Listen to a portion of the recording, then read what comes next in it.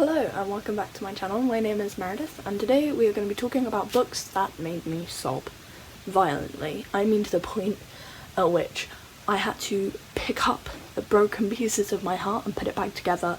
They were so sad. So, the first book I will be talking about is The Midnight Library by Matt Haig. The Midnight Library follows our main character Nora, who is travelling through different realities of things that she wished she could do before she met her untimely death. This book put me through so much brain sadness because it made me think, and I dislike when books make me think too much because when all I'm thinking about is what regrets have I had and what am I going to do when I realise I've had them. Not something I need to know on a Monday morning. You get the idea. The Midnight Library, brain pain, not emotional sadness. It was also part of that, but Nora, I feel bad for her. If you've been on Bookstagram, BookTok, BookTube for 6 months, I think by now you would know this book. Okay, Adam Silvera had a grip on my life for a good 3 months after I read this book, okay? I would think about Mateo and Rufus 24/7, and the book is basically about two teenage boys who get a phone call 24 hours before they're going to die that explains to them that they will die in the next day.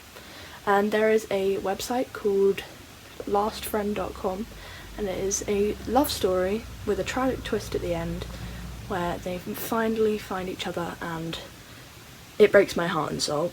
I have one tab in here, and that is a quote that I underlined, and this line, okay, not even what happens after this made me sob. Entire lives aren't lessons, but there are lessons in lives. This, honestly, on my Bookstagram, Meredith Books _ there is a reel of me violently sobbing after this.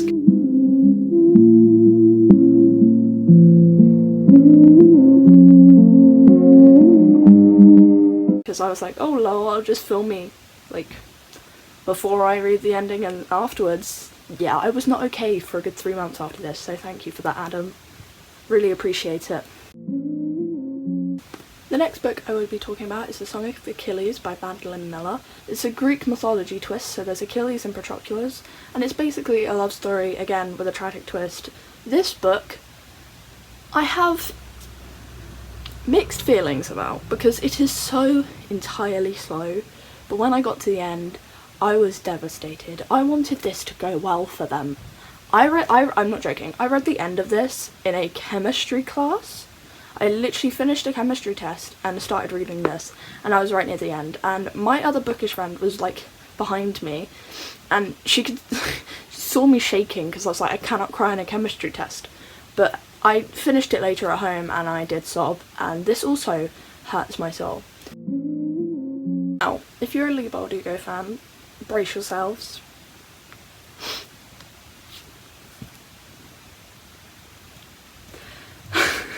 The next book is Crooked Kingdom by Leigh Bardugo.